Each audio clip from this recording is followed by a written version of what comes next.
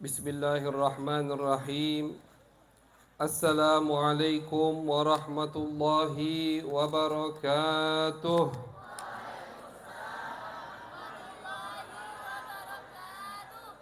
Alhamdulillahi rabbil alamin. Wabihi nasta'in ala umurid dunya waddin. Wa sallallahu ala sayyidina Muhammadin khatamin nabiyyin وعلى آله وصحبه أجمعين. قال رب اشرح لي صدري ويسر لي أمري واحلل عقدة من لساني يفقه قولي سدد لساني واهدي قلبي بجاه النبي والآل والصحب. قالوا سبحانك لا علم لنا إلا ما علمتنا إنك أنت العليم الحكيم. اللهم صل على سيدنا محمد الفاتح لما أغلق والخاتم لما سبق ناصر الحق بالحق والهادي إلى صراطك المستقيم وعلى آله حق قدره ومقداره العظيم. أما بعد. Al-Mukarramul Muhtaram, yang sama-sama kita muliakan dan kita banggakan, guru tercinta kita Al-Ustaz Al-Alim Al-Kiai Muhammad Muhtasun. Mudah-mudahan umur beliau dipanjangkan oleh Allah Subhanahu wa taala dalam keadaan sehat wal afiat, sehingga manfaatnya kembali kepada kita semua. Amin ya rabbal alamin. Al-Mukarramun wal Muhtaramun, yang tidak bisa saya sebutkan namanya satu persatu, tapi tidak mengurangi rasa hormat dan ta'zim saya kepada mereka semua, yaitu para kiai, para asatizah, para alim ulama. Dan saya minta maaf untuk bapak-bapak karena duduk di kursi ini, Pak. Karena bapak-bapak itu seumuran sama bapak ana. Jadi minta maaf kalau kami duduk di atas kursi dan bapak di bawah. Namun tidak menghormati sama sekali rasa hormat kami kepada antum sekalian. Mudah-mudahan antum-antum juga sekalian dipanjangkan umurnya oleh Allah Subhanahu wa taala dalam keadaan sehat wal afiat, sehingga manfaat dan barakatnya juga kembali kepada kita umat Islam, umat Nabi besar Muhammad sallallahu alaihi wasallam. Begitu juga yang saya hormati dan saya muliakan para staf pemerintah, yang juga tidak bisa saya sebutkan namanya satu persatu tanpa mengurangi rasa hormat dan ta'zim saya kepada antum sekalian. Mudah-mudahan para staf pemerintah kita diberikan hidayat dan taufik oleh Allah Subhanahu wa taala, sehingga bisa selalu menaungi kita dengan ajaran Allah dan ajaran Nabi besar Muhammad sallallahu alaihi wasallam. Ma'asyiral hadirin wal hadirat, al-mustami'in wal mustami'at yang dimuliakan oleh Allah Subhanahu wa taala. Pada malam hari ini yang sangat mulia, yang sangat bahagia, saya diberikan kesempatan oleh Allah Subhanahu wa taala untuk hadir ke tempat ini dalam rangka memperingati harlah ke-7 Pondok Pesantren Sultan Syarif Qasim.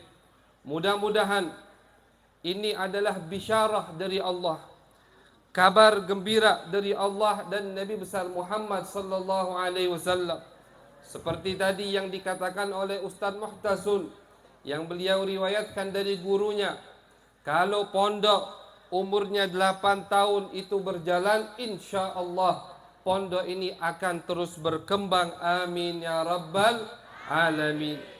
Guru kami itu sering mengatakan, Kalau sesuatu itu untuk Allah, maka itu akan terus berlanjut, tidak terputus. Maka lillah dama wattasal. Sesuatu yang dibangun, sesuatu yang dituju untuk Allah, ikhlas karena Allah dan Nabi besar Muhammad sallallahu alaihi wasallam, maka hal tersebut tidak akan terputus, akan terus berlanjut sampai hari kiamat insyaallah. Amin ya rabbal alamin. Ma'asyiral hadirin wal hadirat yang dimuliakan oleh Allah Subhanahu wa taala, di kesempatan yang sangat mulia ini, izinkan pertama-tama saya untuk mengenali diri saya pribadi, karena saya sangat yakin antum semua tidak kenal sama saya. Tak tahu siapa yang dari Palembang ini, Habib Nabil Asgar, cuman itu yang tahu. Jadi pertama-tama izinkan saya untuk mengenalkan diri saya sedikit saja, singkat saja, agar ketika selesai majlis acara ini ikatan kita terus bersambung. Jadi jangan hanya duduk sekali habis itu udah kita lupa, tidak ingat sama sekali, tidak. Jangan disia-siakan majlis seperti ini. Ketika kita berkumpul, harus kita gunakan untuk memperkuat, untuk menyambung tali silaturahim kita, yaitu para santri, para dai, para kiai, para muslim dan muslimat umat Nabi besar Muhammad sallallahu alaihi wasallam. Saya dilahirkan di kota Palembang dan dibesarkan juga di kota Palembang. Kemudian di tahun 2000, ini yang saya ceritakan masalah studinya saja, studi agama yang jelas, karena di depan saya ini santri-santriwati semua. Jadi di tahun 2000 saya alhamdulillah diberikan oleh Allah Subhanahu wa taala taufik dan hidayah hingga masuk pesantren dan belajar di pondok pesantren guru sekaligus paman saya sendiri, yaitu Abuya Al-Habib Ahmad Naufal bin Abdullah bin Ahmad bin Hamid Al-Kaf. Nama pondok pesantrennya Darul Habib, Sukabumi, Jawa Barat. Beliau rahimahullahu taala telah dipanggil oleh Allah Subhanahu wa taala. Jadi beliau adalah guru plus paman saya.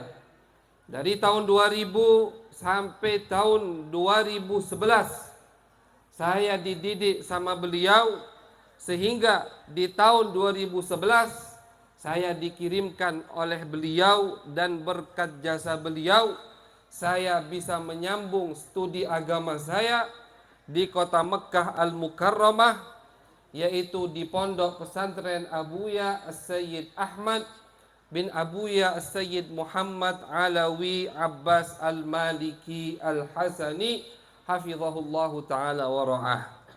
Jadi dari tahun 2011 saya menuntut ilmu di pondok pesantren beliau di kota Mekkah Al-Mukarramah sampai tahun alhamdulillah 2021.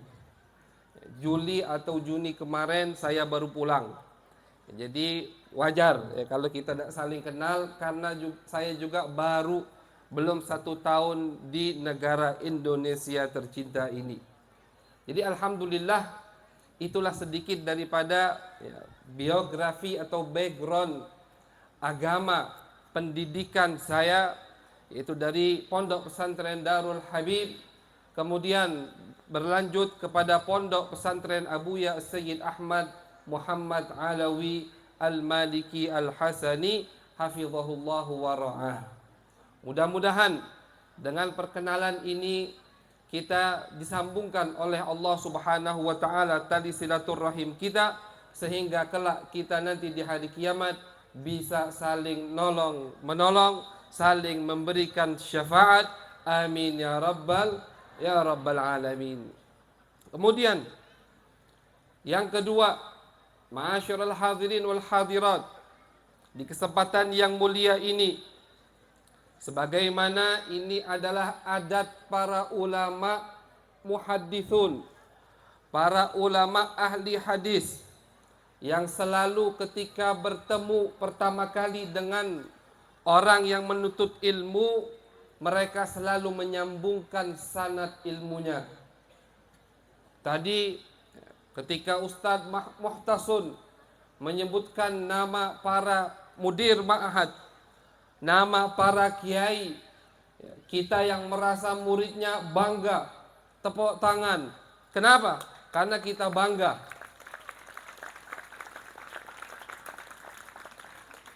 Kita tepuk tangan kenapa? Karena kita bangga mempunyai guru, mempunyai kiai seperti mereka semua.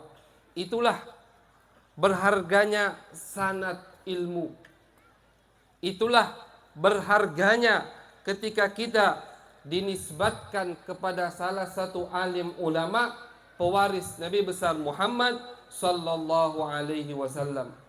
Jadi di kesempatan yang mulia ini, yang pertama kali saya izin dulu sama Ustadz Muhtasun karena ingin menyambungkan sanad ilmu dari saya kepada guru saya, kepada gurunya lagi sampai ke Nabi besar Muhammad sallallahu alaihi wasallam. Ini adalah adat ulama pakar hadis. Ya, seperti yang saya tadi sampaikan, ketika bertemu dengan murid, sebelum dia mengajari atau menasehati murid tersebut, meriwayatkan guru tadi atau menyampaikan guru tadi kepada murid yang baru hadis yang dinamakan musalsal bil awwaliyah. Musalsal bil awwaliyah. Karena setiap murid, setiap guru yang meriwayatkan hadis ini, itu adalah hadis pertama yang dia dengar dari gurunya. Yang mana hadis ini saya dengar dari guru saya, yaitu murabbi ruhi wa jasadi, abuya al-muhaddits al-mufassir as-sayyid Ahmad bin Sayyid Muhammad Alawi al-Maliki al-Hasani. Kemudian beliau mendengarkan hadis ini pertama kali dari ayahnya dan juga gurunya, yaitu abuya al-muhaddits Muhammad Alawi al-Maliki al-Hasani, yang mana abuya Muhammad Alawi al-Maliki al-Hasani mendengarkan hadis ini pertama kali juga dari guru beliau yang bernama Asy-Syarif Abdul Kabir bin Muhammad al-Mahi bin Ibrahim as-Saqali al-Husaini al-Madani. Asy-Syarif Abdul Kabir mendengarkan hadis ini juga pertama kali dari gurunya, yaitu Asy-Syaikh As-Sayyid Ali bin Zahir Al-Witri Al-Madani, yang mana beliau juga mendengarkan hadis ini pertama kali dari gurunya. Jadi yang pertama kali beliau dengarkan dari gurunya hadis ini, yaitu dari Asy-Syaikh Ahmad Minnatullah Al-Azhari. Terus sanadnya nyambung ke atas. Setiap murid yang meriwayatkan hadis ini, hadis itu adalah pertama kali yang mereka dengar dari gurunya. Makanya dinamakan musalsal bil awwaliyah. Terus sanad ini nyambung kepada Syekh Abi Zakaria Al-Ansari, yang mana beliau mendengarkan hadis ini pertama kali dari gurunya, yaitu Ahmad bin Ali ibn Hajar Al-Asqalani. Beliau juga mendengarkan ini pertama kali dari gurunya, yaitu Syekh Al-Muhaddits Abdul Rahim bin Husain Al-Iraqi, yaitu Imam Iraqi. Terus sanad ini bersambung sampai ke Ibn Jauzi, sampailah ke tabi'in atau tabi'in, yaitu Syekh Al-Muhaddits Sufyan bin Uyainah. Sufyan bin Uyainah meriwayatkan hadis ini dari gurunya, yaitu Amr bin Dinar. Amr bin Dinar meriwayatkan hadis ini dari gurunya Abi Qabus. Abi Qabus ini adalah murid Abdullah bin Amr bin As, sahabat Nabi besar Muhammad sallallahu alaihi wasallam, yang mana beliau mendengarkan hadis ini langsung dari Nabi besar Muhammad sallallahu alaihi wasallam. Apa hadisnya? Qala Rasulullah sallallahu alaihi wasallam, ar-rahimun yarhamuhumur rahmanu tabaraka wa ta'ala irhamu man fil ardi yarhamkum man fis sama. Wa fi riwayah yarhamukum man fis sama. Wa fi riwayah yarhamakum man fis sama. Ya, jadi ini hadis namanya musalsal bil awaliyah. Saya ijazahkan dari guru saya kepada antum sekalian, murid daripada pondok pesantren yang ada di kota tercinta ini. Mudah-mudahan ini semua bermanfaat. Amin ya rabbal alamin. Kemudian, ma'asyiral hadirin wal hadirat, mungkin kalau 2 jam Ustadz tidak bisa 2 jam. Soalnya saya ini belum biasa ceramah panjang-panjang.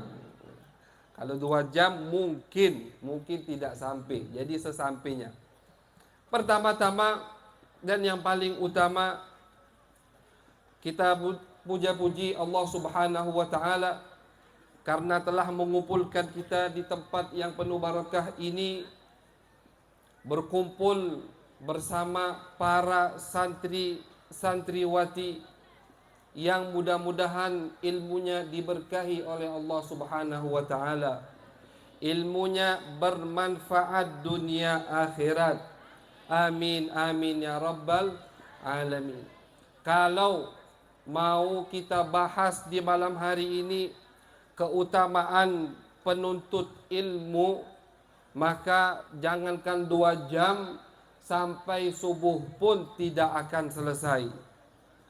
Karena adik-adik yang tercinta, fadilah atau keutamaan penuntut ilmu itu sangat luar biasa.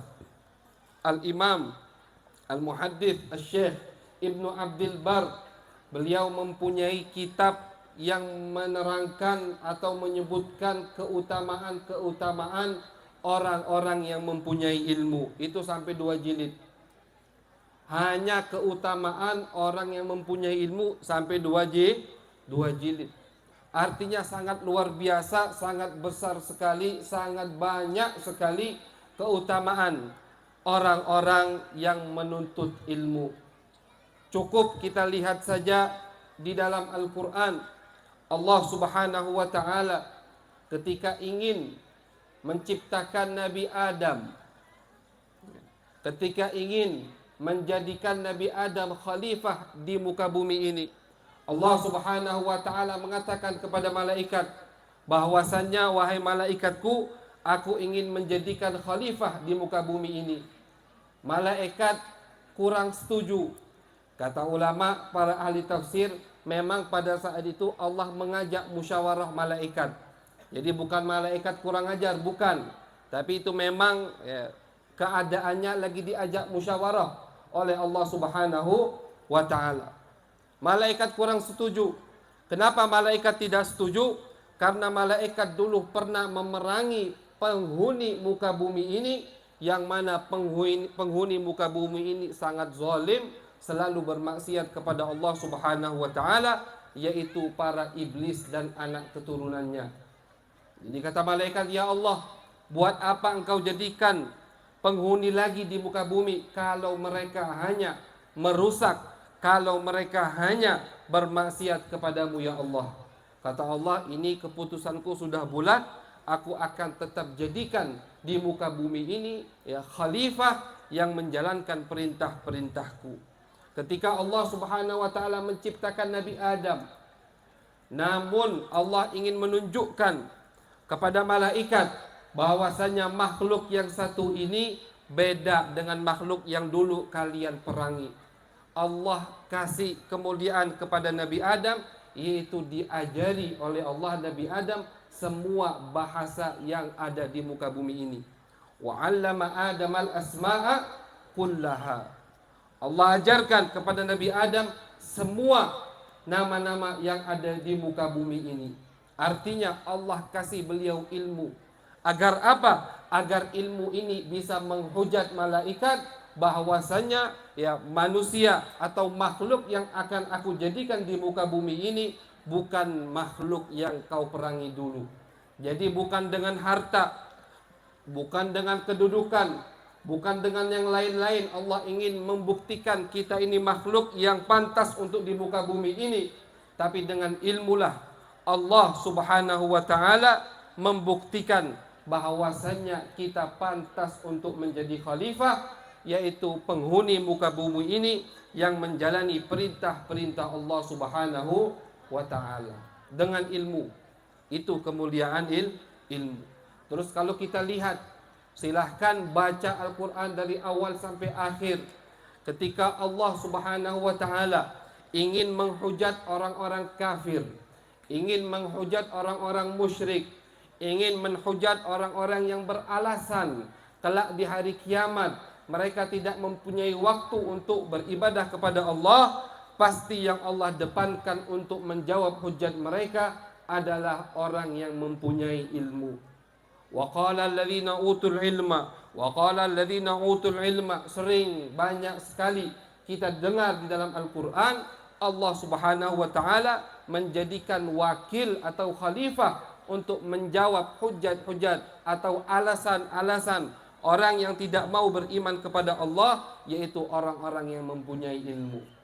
Jangankan di akhirat, di muka bumi ini saja, ketika umat Nabi Musa, Bani Israel, hampir tertipu dengan Qarun, yang mana Qarun ini mempunyai harta yang banyak, yang melimpah, banyak sekali hartanya, sampai-sampai dia lupa sebab dari mana dia mendapatkan harta ini, yaitu dari Nabi Musa, perantara Nabi Musa dari Allah Subhanahu wa taala.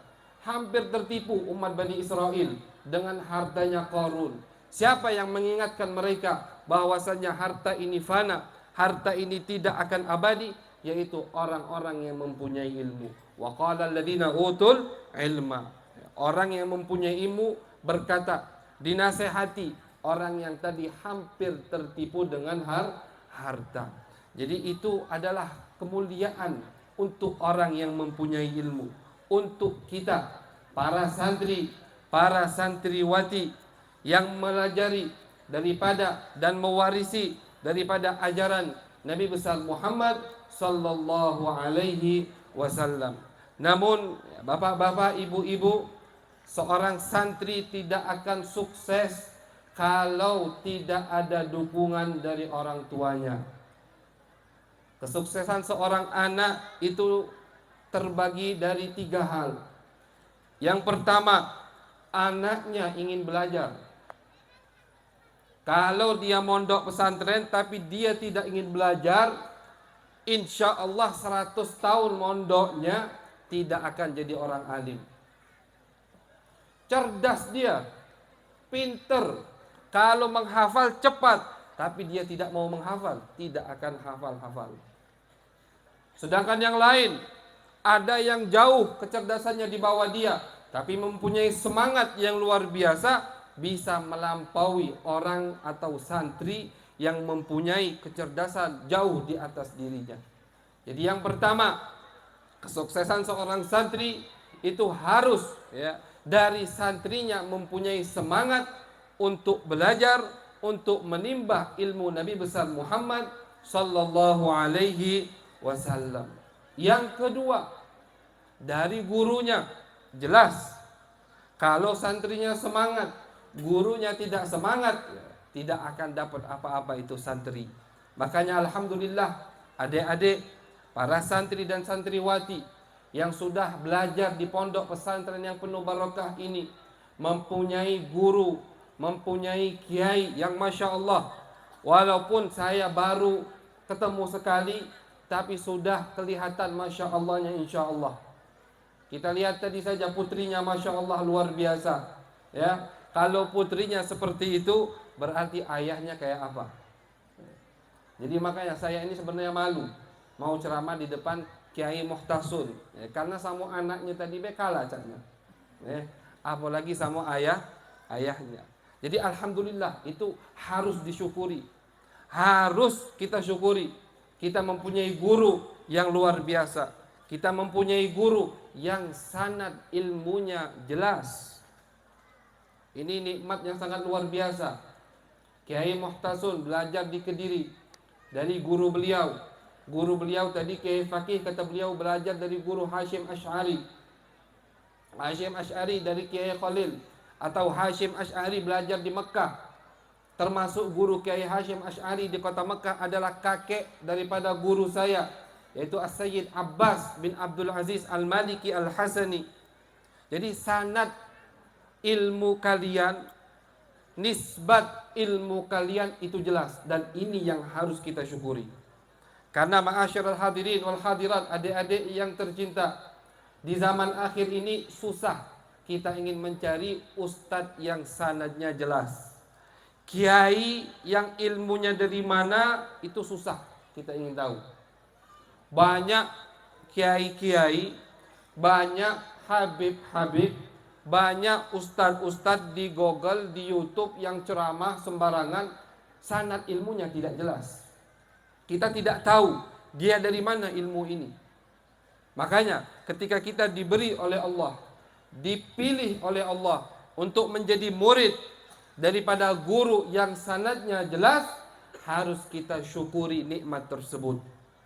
Harus kita syukuri karena kita telah dipilih oleh Allah Subhanahu wa taala untuk bernaung di naungan sanad daripada guru yang sanadnya jelas, dari gurunya sampai ke Nabi besar Muhammad sallallahu alaihi wasallam. Karena al-Imam al-Alim At-Tabi'i al-Jalil Muhammad bin Sirin, beliau berkata, "Inna hadzal ilma dinun fanzuru amman ta'khudhu dinakum." Kata beliau, ilmu ini adalah agama, maka lihat-lihat kalian ketika kalian mengambil ilmu. Karena ilmu adalah agama, jangan kalian salah ambil ilmu, takut nanti agama kalian yang rusak. Kalau agama sudah rusak, na'udzubillah min dzalik, bisa-bisa orang tadi keluar dari agama Islam tanpa dia sadari dia sudah murtad, na'udzubillah min dzalik. Maka dari itu ya, harus kita syukuri. Bagaimana cara mensyukurinya Habib? Cara mensyukurinya kita harus giat, rajin belajar, jangan sia-siakan waktu kita di pondok pesantren. Kemudian unsur ketiga atau sebab ketiga dari kesuksesan seorang santri, yaitu semangat dari orang tuanya. Dukungan, support dari orang tuanya itu peran besar dalam suksesnya seorang santri. Kalau santrinya semangat, ustadznya, kiainya semangat, tapi orang tuanya tidak menyupport, maka percuma saja. Pasti ya, studi atau pelajaran santri tadi akan kacau. Dan ini sudah kita lihat, ustadznya semangat, santrinya semangat, orang tuanya tidak demen dia di pondok pesantren, ditarik anaknya, dikeluarkan. Kenapa? Karena dia tidak suka anaknya ada di pondok pesantren. Jadi peran seorang tua, peran seorang ayah, peran seorang ibu itu sangat luar biasa dalam kesuksesan seorang anak, seorang santri. Coba kita lihat biografi ulama-ulama terdahulu. Sedikit saja kita lihat biografi pendiri 4 madhab yang sekarang masih ada. Al-Imam Malik, pendiri madhab Al-Malikiyah. Beliau itu dari kecil sudah yatim, hanya memiliki seorang ibu, tapi ibunya luar biasa. Ibu yang mempunyai semangat yang sangat tinggi, sehingga ketika Imam Malik masih kecil diimamai sama ibunya. Biar beliau merasa Imam Malik ini bahwasanya aku ini orang alim, dikasih imamah sama ibunya, disuruh belajar ke gurunya. Kata ibunya, "Wahai Malik, belajar ke gurumu dan pelajarilah akhlaknya sebelum kau pelajari gurunya." Jadilah Imam Malik, pendiri mazhab Al-Malikiyah, yang sekarang mazhabnya masih dipakai oleh kebanyakan umat Islam di muka bumi ini. Satunya lagi, Al-Imam Asy-Syafi'i, murid daripada Imam Malik, juga begitu. Beliau kecil yatim, miskin. Beliau dilahirkan di Asqalan, di Palestina. Afwan, bukan di Asqalan, di Gaza. Beliau dilahirkan di Gaza, miskin. Akhirnya ibunya faham, ibunya ngerti, kalau anak aku besar di Palestina, yang mana Palestina saat itu tidak ada ulama atau sedikit ulamanya, maka anak aku tidak akan menjadi orang hebat. Akhirnya sama ibunya semua peninggalan suaminya, rumah seisinya dijual, digunakan untuk hijrah ke kota Mekah Al-Mukarramah.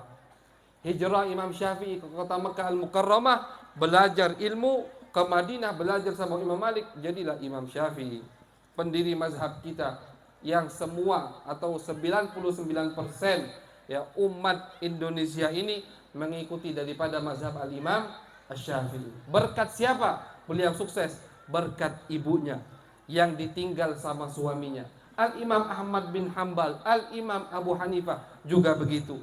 Semua mereka ini sukses berkat support, berkat dorongan dari orang tua mereka. Jadi kalau ibu-ibu, ya, bapak-bapak ingin anaknya sukses, ingin anaknya menjadi pewaris ilmu Nabi besar Muhammad sallallahu alaihi wasallam, maka harus kita support anak tadi. Dengarkan kata kiainya, dengarkan kata gurunya. Kalau gurunya bilang A, kita ikuti A. Orang tua itu tidak boleh ikut atau terlalu ikut campur dalam urusan tarbiyah anak santri. Kita sebagai orang tua ketika sudah memasukkan anak tadi ke pondok pesantren, kita percaya pada kiainya, kita percaya pada manhajnya, kita percaya pada ajarannya, sudah. Sampai di situ orang tua tidak boleh ikut urusan tarbiyah anak itu. Kalau orang tua ikut-ikut, maksud dari ikut-ikut ini menentang keputusan kiainya, maka anak tadi tidak akan sukses. Dan ini juga banyak contohnya. Banyak kita dapati teman-teman kita di pondok pesantren, orang tuanya terlalu ikut andil dalam mengurus urusan tarbiyah anak tadi. Akhirnya anaknya mondoknya tidak selesai, tidak menjadi orang alim. Kenapa? Orang tuanya yang salah, terlalu ikut campur. Jadi ketika kita sudah memasukkan anak kita, putri kita ke satu lembaga ilmu, pondok pesantren, kita percayakan pada kiainya, maka sudah sampai di situ. Apapun kata kiainya, kita harus ikuti. Kiainya bilang tidak boleh pulang setelah acara ini, jangan kita ajak pulang. Kalau dia pulang, kita marahi. Kenapa kau tidak mengikuti kata gurumu? Nah, kalau orang tua seperti itu, dijamin insya Allah anaknya akan sukses, akan menjadi pewaris ilmu Nabi besar Muhammad sallallahu alaihi wasallam. Jadi bapak-bapak, ibu-ibu, 3 unsur tadi adalah tanda keberhasilan seorang anak. Harus anaknya rajin, gurunya juga rajin, orang tuanya juga rajin, menyupport semangat anak tadi, maka insya Allah anak itu akan semangat. Jadi jangan dilupakan, ya, support dari orang tua itu sangat luar biasa. Semangat dari orang tua itulah yang akan membangkitkan semangat anak tersebut. Al-Imam Jahid, Imam Jahid ini cerita sering saya ceritakan di setiap saya ceramah atau memberi tausiah mau'izah hasanah di pondok pesantren. Al-Imam Jahid, beliau ini pakar dalam ilmu Arab atau kosakata Arab, sastrawan istilahnya. Tapi memiliki rupa yang sangat jelek. Jadi mukanya itu jangankan ganteng, enak dilihat saja tidak. Al-Imam Jahid, beliau masih kecil, saking buruk rupanya. Ketika beliau masih kecil, beliau lagi jalan-jalan di pasar. Pas lagi jalan-jalan di pasar, nongkrong di toko orang yang suka bikin kalung. Lagi nongkrong di situ, datang ibu-ibu perempuan ke tempat kalung tersebut. Mang, aku ingin bikin kalung, gambarnya gambar setan. Di gambar kalung itu yai setan. Mamang tadi bingung, dek aku tak pernah nengok setan. Cak mana aku nak gambarnya? Itu kata mamang tadi. Bingung. Ini perempuan juga agak ngieng kayaknya. Kalungnya minta gambar setan. Akhirnya karena si mamang tadi tidak menyanggupi, beliau tidak tahu muka setan. Gimana aku bisa bikin kalung gambar setan? Perempuan tadi ngelihat di samping toko mamang itu ada Imam Jahil. Masih kecil. Ditarik sama betina namang, cak ini gayanya. Katanya. Jadi saking buruk rupanya, kata perempuan itu, mamang nak tahu gaya setan, cak ini, cak gaya budak kecil ini. Saking apa? Saking buruk rupanya. Ini beliau masih kecil, tapi beliau mempunyai ibu yang sangat luar biasa. Suatu hari beliau tinggal waktu itu kalau tidak salah di kota Baghdad.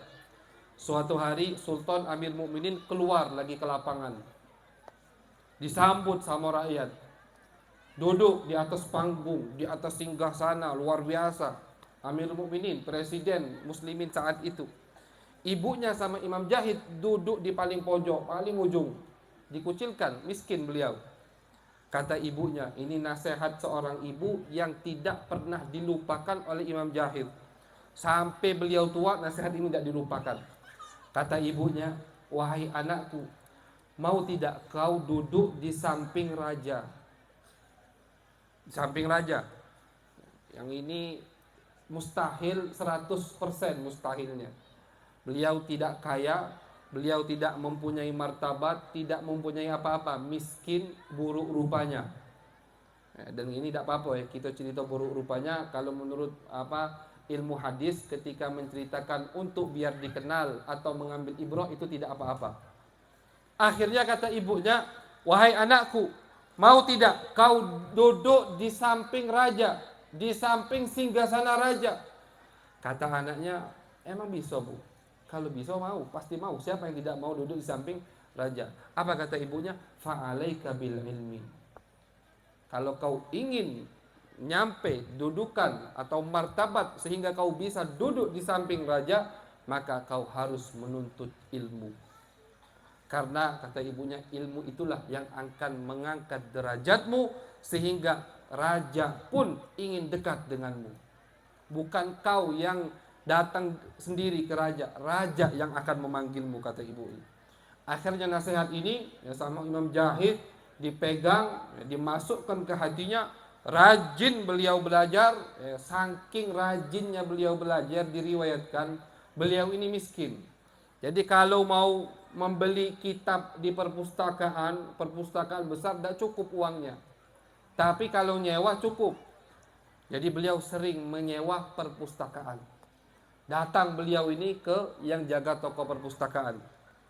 Bapak sehari pemasukannya berapa? Misalkan 3 juta deh. Nah Pak, 3 juta 9 juta 3 hari tutup. Jadi beliau kumpulkan duit 9 juta biar bisa nyewa itu perpustakaan. Kalau beli 90 juta, tidak bisa dia, tidak ada duit. Tapi kalau nyewa 3 hari 9 juta bisa dia. Ini perumpamaan saja pakai juta. Akhirnya ngomong Imam Jahid ini, Bapak jangan buka 3 hari, pemasukan Bapak 3 hari aku bayar 9 juta. 3 hari ini aku sewa perpustakaan ini. Diserahkan kuncinya ke beliau, masuk beliau ke perpustakaan, tidak makan, tidak minum selama 3 hari 3 malam. Semua seisi perpustakaan dibaca sama Imam Jahid. 3 hari 3 malam tidak keluar dari perpustakaan. Semua yang di perpustakaan itu dibaca dan dimengerti, dihafali semua sama Imam Jahid. Selesai perpustakaan sini, cari perpustakaan lain lagi. Begitu juga disewa seminggu, dihabisin semua dibaca selama seminggu. Tak beli kitab, tak butuh. Kenapa? Semua udah dihafal sama beliau. Sampailah jadi Al-Imam Al-Jahid. Marja setiap orang yang ingin memperdalami sastra bahasa Arab. Kalau kita ingin menguasai sastra Arab, pasti nanti di ujungnya kita harus wajib membaca kitab Al-Imam Jahid yang berjudul Al-Bayan wa Tabyin.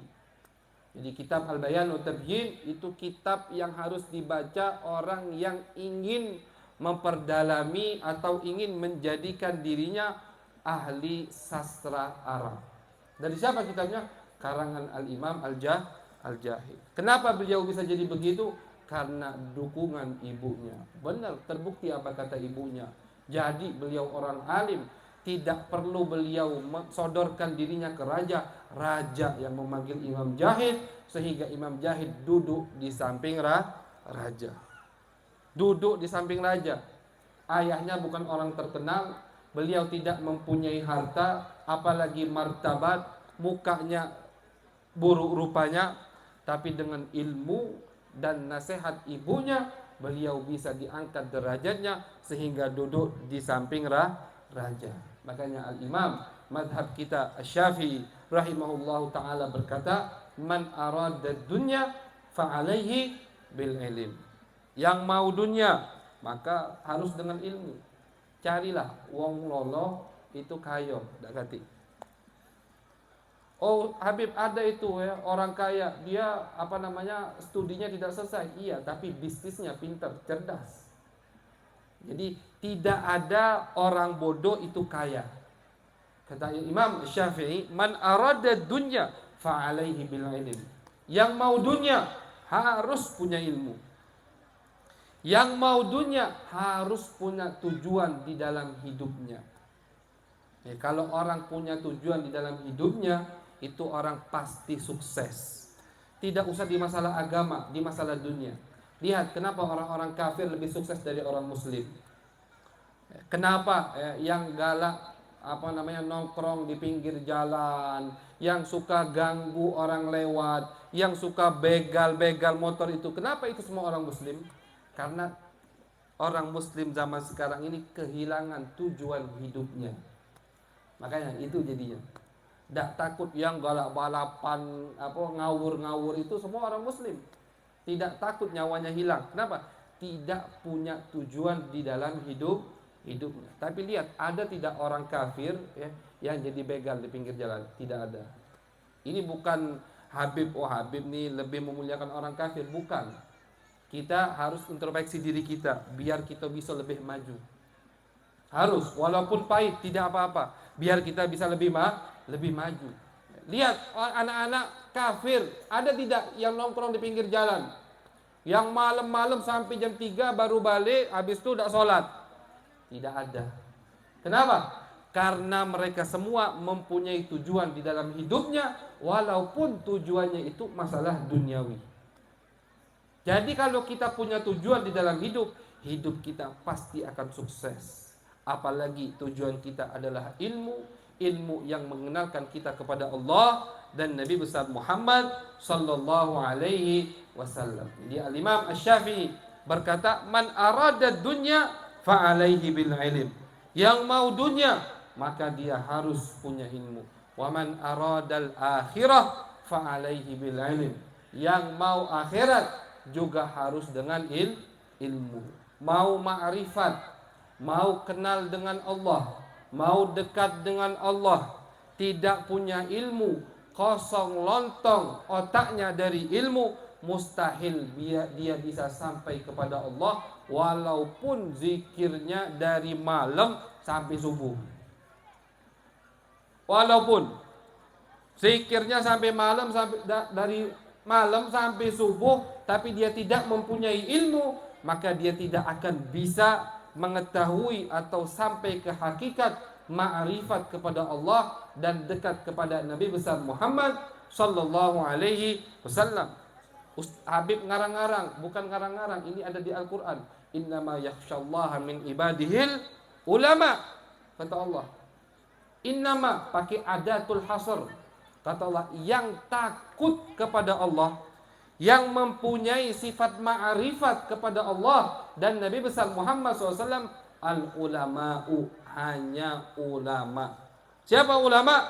Orang yang mempunyai ilmu.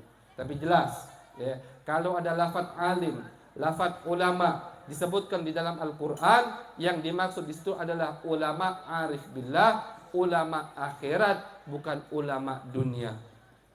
Jadi kalau orang ingin sampai kepada Allah, ingin sampai ke makom ma'rifat kepada Allah, tidak punya ilmu, itu susah sampainya kepada Allah Subhanahu wa ta'ala.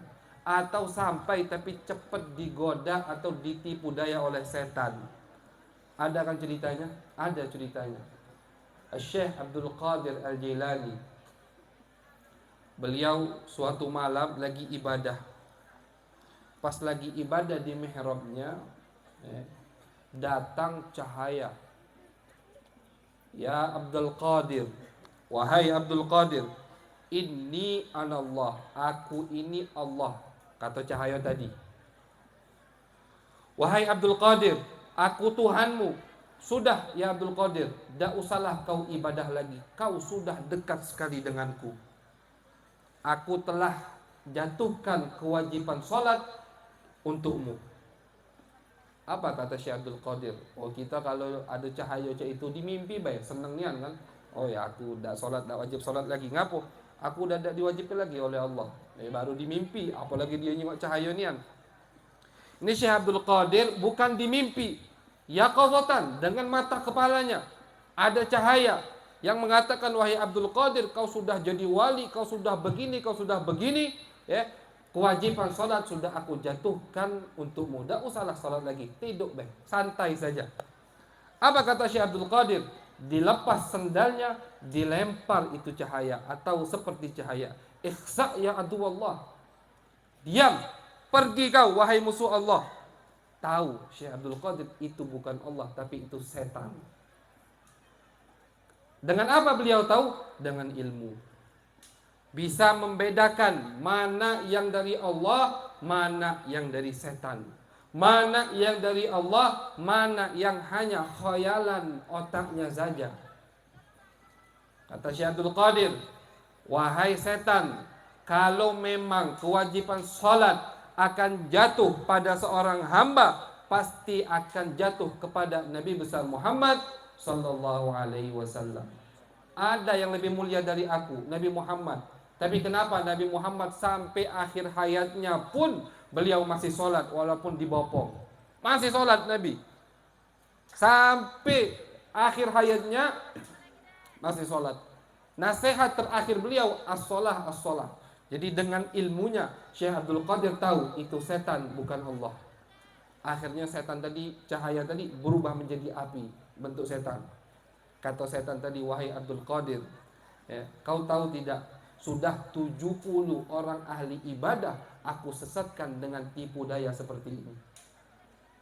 70 ahli ibadah, bukan 70 orang yang maksiat, bukan 70 orang yang mabuk-mabukan, bukan 70 orang yang suka di tempat perzinahan, bukan. 70 orang yang selalu di mihrabnya menyembah Allah, aku sesatkan dengan tipu daya ini. Tapi kau selamat. Berkat apa Syekh Abdul Qadir selamat? Berkat karena beliau mempunyai ilmu. Jadi kalau kita ingin sampai kepada Allah, kita harus mengisi diri kita dengan ilmu. Tentu harus ada zikir. Bukan artinya kita tak boleh zikir, bukan. Jadi jangan salah pengertian. Zikir bagus, ya. Adzikru mansyurul wilayah. Orang yang sudah terbiasa zikir berarti sudah ada tanda-tanda dia adalah wali Allah Subhanahu wa ta'ala. Macam-macam luar biasa zikir itu. Nah, Imam Ibnu Athaillah di dalam kitabnya Al-Hikam banyak memuji daripada orang yang ahli zikir.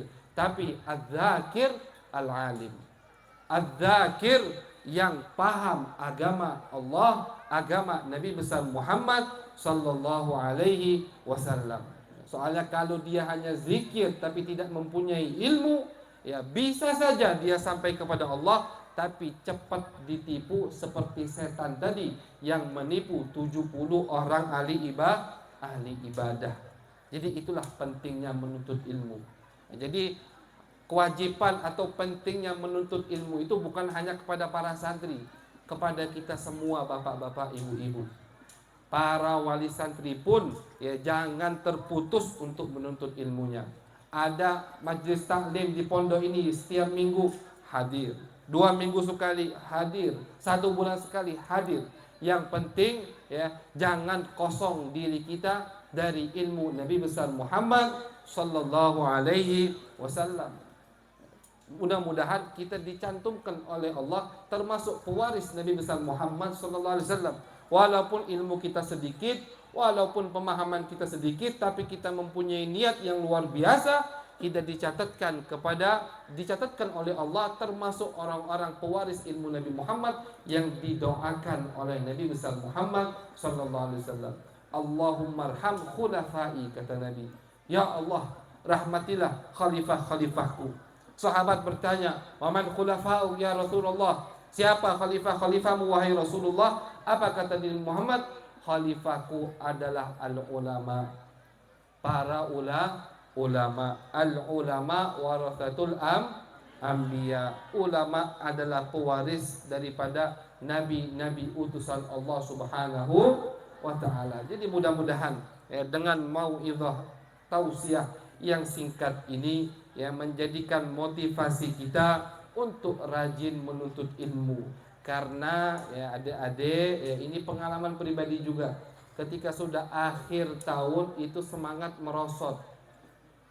Selesai sudah ujian, sudah libur, waktunya main HP, waktunya lalai. Jangan sampai waktu yang singkat ini merusak hasil kita berbulan-bulan atau bahkan tahunan yang sudah kita usahakan. Pikirkan biaya yang sudah dikeluarkan orang tua berapa. Pikirkan waktu yang sudah kita keluarkan buat ilmu ini berapa lama. Pikirkan rasa sedih, kangen jauh dari keluarga berapa tahun. Jadi jangan sampai waktu yang singkat 15, 20 atau 1 bulan liburan itu merusak usaha kita, upaya kita tahunan. Jangan sampai. Karena di situ setan akan senang.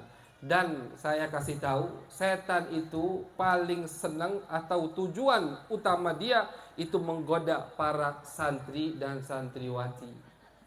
Kenapa? Kalau orang yang sudah mabuk ditinggal ke sama setan, ini sudah rusak. Orang yang suka zina ditinggalkan sudah sama setan, ini sudah rusak. Tapi santri-santriwati, ini makanan empuk, daging segar. Kenapa tak bisa didiamkan? Kata setan, kalau kita diamkan satu saja, itu bisa merusak usaha kita ratusan atau ribuan tahun, kata setan.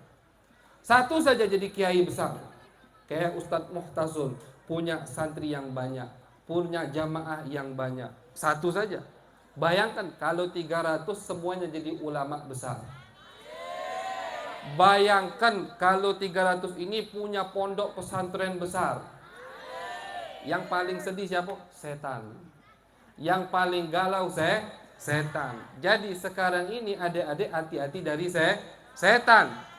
Soalnya yang paling dituju sama setan yaitu antum-antum sekalian. Ini bukan nakut-nakuti, tapi biar kita hati-hati. Jadi sekali lagi, jangan waktu yang singkat ini, yaitu waktu liburan, kita rusak, sehingga upaya yang sudah kita usahakan, juhud yang sudah kita keluarkan selama tahunan ini, itu haba'an manthura, semuanya sia-sia. Na'udzubillah min dzalik. Jadi mudah-mudahan dengan mau'izah yang singkat ini kita diberkahi oleh Allah Subhanahu wa taala, dijadikan oleh Allah Subhanahu wa taala hamba-hambanya al-mutafaqqih, orang faqih, orang yang paham dengan agama Allah, paham dengan agama Nabi besar Muhammad sallallahu alaihi wasallam, menjadi pewaris ilmu Nabi besar Muhammad dan dibanggakan oleh guru-guru kita dan oleh Nabi besar Muhammad sallallahu alaihi wasallam. Amin ya rabbal alamin. Rabbana taqabbal minna innaka antas samiul alim wa tub alaina innaka antat tawwabur rahim. Wa sallallahu ala sayyidina Muhammadin wa ala alihi wa sahbihi wa baraka wa sallam. Walhamdulillahi rabbil alamin. Wal afu minkum. Wassalamu alaikum warahmatullahi wabarakatuh.